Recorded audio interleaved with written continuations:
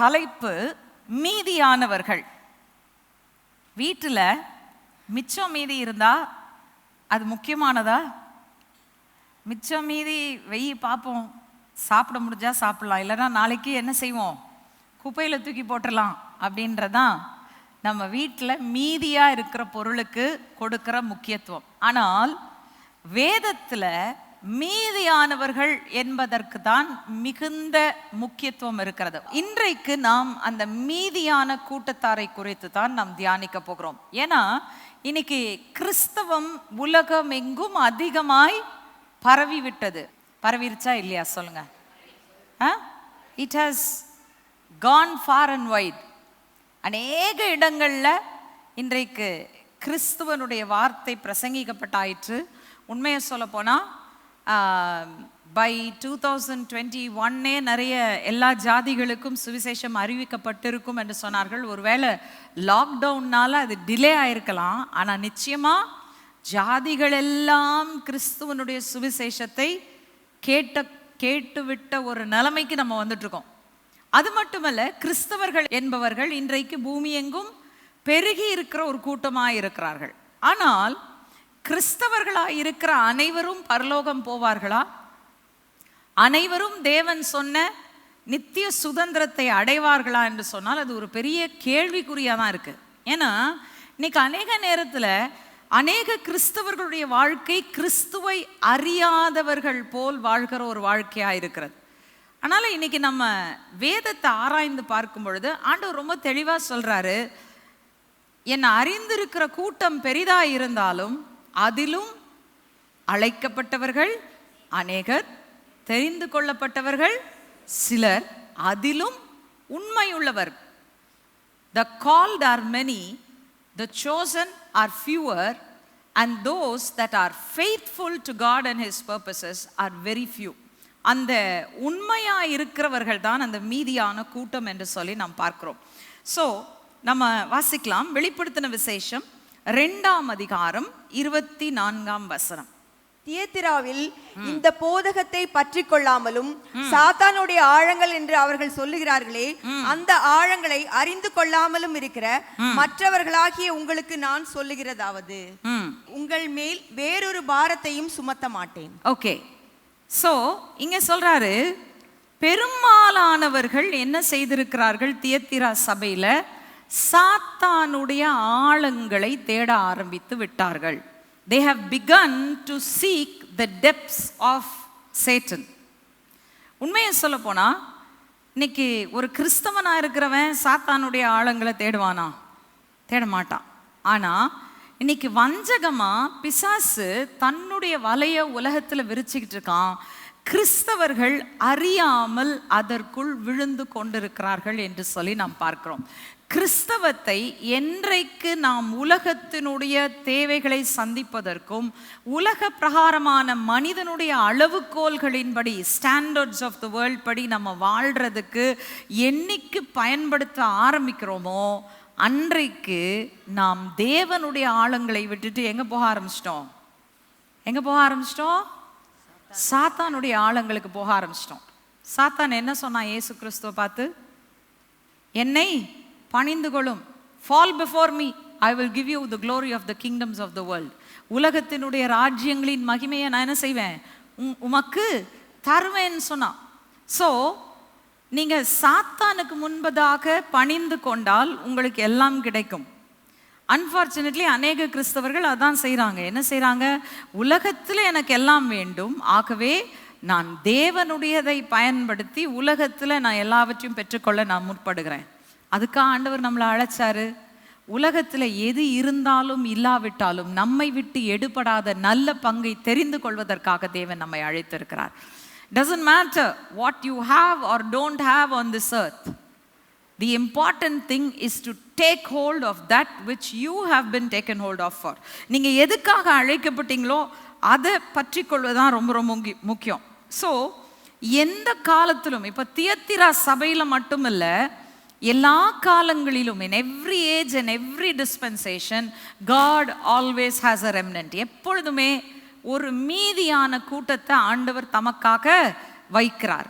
இந்த மீதியான கூட்டத்தை ஐயோ இதை மிச்சமா வச்சிருக்கேன், இதை மீதியா வச்சிருக்கேன், இதை பத்திரமா வச்சுக்கணும் அப்படின்னு ஆண்டவர் வைக்கிறது இல்லை. என்ன தெரியுமா செய்றாரு? அந்த மீதியான கூட்டத்தை என்ன செய்றாரு? வாசிக்கலாம். சகரியா 13ஆம் அதிகாரம் 9ஆம் வசனம். அந்த 3ஆம் பங்கை நான் அக்கினிக்கு உட்பட பண்ணி வெளியை உருக்குகிறது போல அவர்களை உருக்கி பொன்னை புடமிடுகிறது போல அவர்களை புடமிடுவேன். அவர்கள் என் நாம என்ன சொல்றாரு? மீதியானதுங்க கொஞ்சம் தான் இருக்கு, அதை நான் பத்திரமா பாதுகாத்து வைப்பேன் ஆண்டவர் சொன்னாரா? என்ன சொன்னாரு? என்ன சொன்னாரு? 3ஆம் பங்கை எங்கெங்க கொண்டு வருவாராம்? 2 பங்குல 3ஆவது மீதியானதா இல்ல பெரும் பங்கா? அதாவது மெஜாரிட்டியா மைனாரிட்டியா? 3rd பார்ட்னு சொல்லும்போது அது மைனாரிட்டியா மெஜாரிட்டியா? சொல்லுங்க பார்ப்போம். மைனாரிட்டி. இருக்கிறதே மைனாரிட்டி. இந்தியாவில் நமக்கு பேரே மைனாரிட்டி தான். இந்த மைனாரிட்டி ஆண்டவர் எங்க கொண்டு போறாராம்? சுகமாய் தங்கி இருக்க பண்ணி, உங்களை செழிக்க செய்து, உங்களை பெருக்கமடைய செய்து. எவ்வளோ நல்லா இருக்குல்ல கேட்கறதுக்கு. ஆனால் ஆண்டவர் அப்படி சொல்லலை. என்ன சொன்னாரு? எங்க கொண்டு போவேன்? அக்கினிக்கு உட்பட பண்ணுவேன். இந்த செய்தியை கேட்கவா சிஸ்டர் வந்தோம்? நாங்களே உடைக்கப்பட்டு நொறுக்கப்பட்டு வந்தோம். நீங்கள் ஆறுதலா 2 வார்த்தை சொல்வீங்கன்னு பார்த்தா நெருப்புக்குள்ளே கொண்டு போவாருன்னு சொல்கிறீங்களே. நான் போகிறேன் அப்படின்னு பாதி பேருக்கு இப்போ விட்டா மெதுவாக எந்திரிச்சு வெளியில் போயிடலான்னு யோசிக்கிறீங்க. நீங்களும் நானும் மீதியான கூட்டமாய் இருந்தால் ஆசீர்வதிக்கப்பட்டவர்கள். we are blessed. அந்த நெருப்புக்கு உட்பட பண்ணுறதுக்கு காரணம் என்ன தெரியுமா?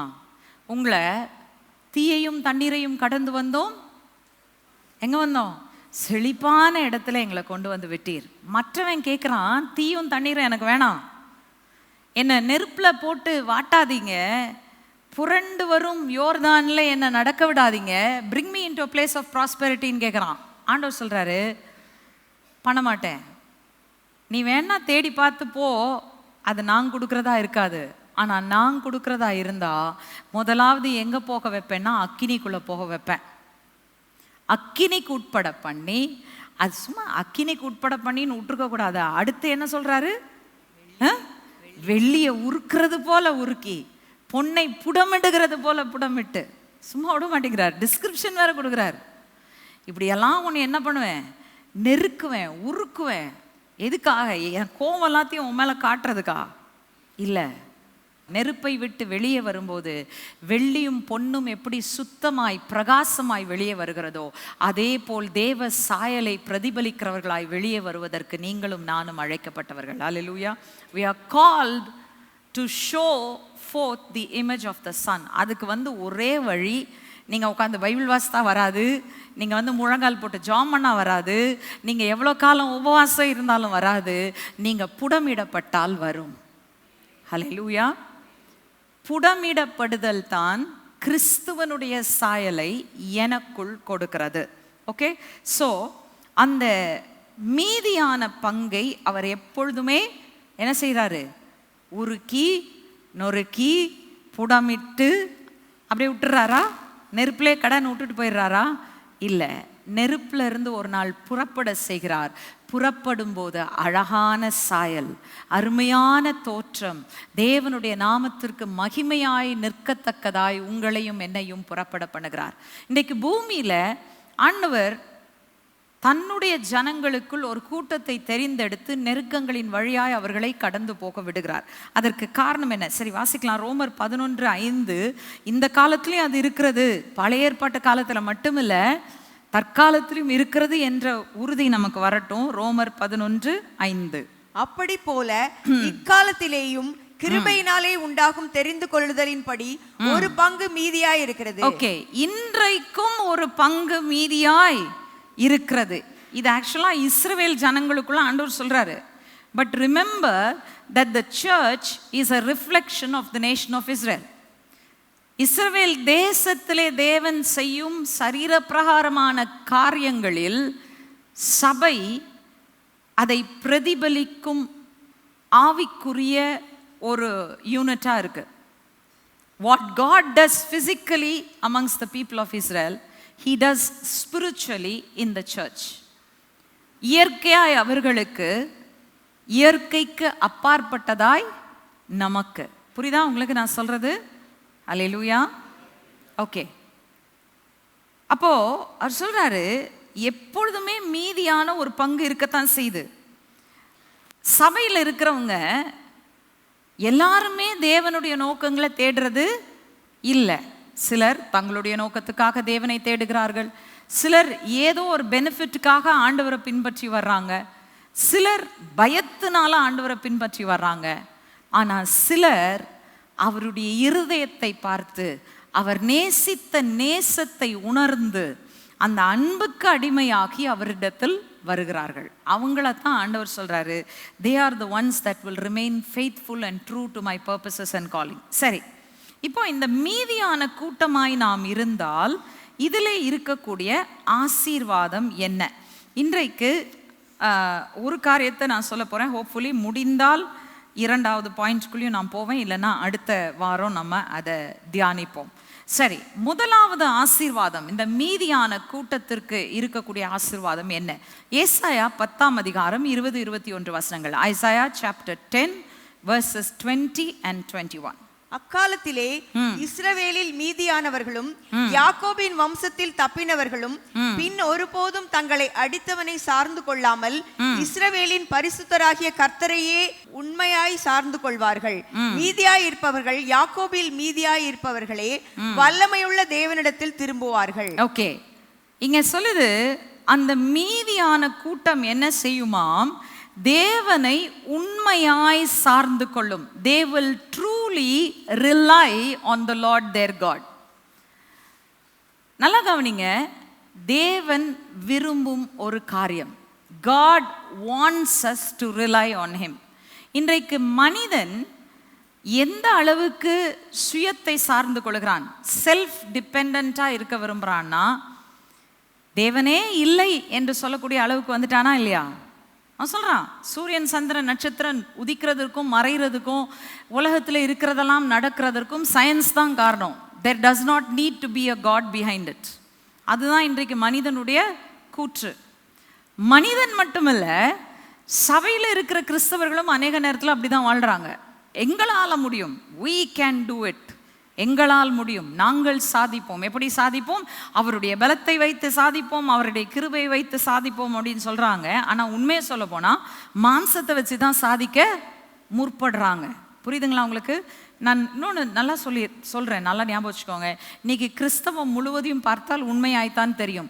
வாயினால் சொல்லுவோம் கர்த்தருடைய கிருபையை சார்ந்திருக்கேங்க, கர்த்தருடைய நாமத்தை மட்டும்தாங்க நான் சார்ந்திருக்கேன். ஆனால் உள்ளத்தால் செய்கிறதெல்லாம் பார்த்தீங்கன்னா வேற மாதிரி இருக்கும். நல்லா கவனிங்க, இன்னைக்கு you cannot take anything at face value. வெளியில் பார்க்குறத வச்சு எடுக்காதீங்க, உள்ளத்தை ஆராய்ஞ்சு பாருங்க. You want to get to the heart of a matter before you believe it. ஒரு காரியத்தை நீங்கள் விசுவாசிக்கிறதுக்கு முன்னாடி அதை ஆராய்ந்து பாருங்க.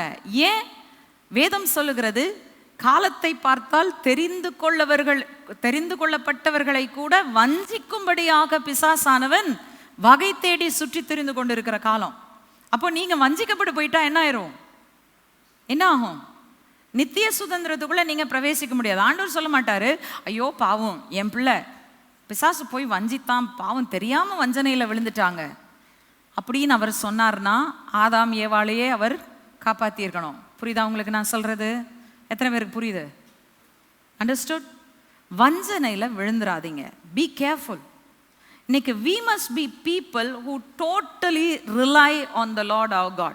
இதுதான் மீதியானவர்களிடத்தில் தேவன் விரும்பும் காரியம். சியோன் விசுவாச தேவாலயத்தில் வழங்கிய மற்ற தேவ செய்திகளை பார்க்க விரும்பினால் யூடியூபில் ZFT Church என டைப் செய்து உங்களுக்கான தேவ செய்திகளை கண்டு கேட்டு ஆசீர்வதிக்கப்படுங்கள். மேலும் சப்ஸ்கிரைப் செய்து பெல் பட்டனை அழுத்தினால் உங்களுக்கான தேவ வார்த்தைகளை உடனுக்குடன் அறிந்து கொள்ளலாம். இந்நிகழ்ச்சி மூலம் மற்றவர்களும் பயன்பெற ஷேர் செய்யவும்.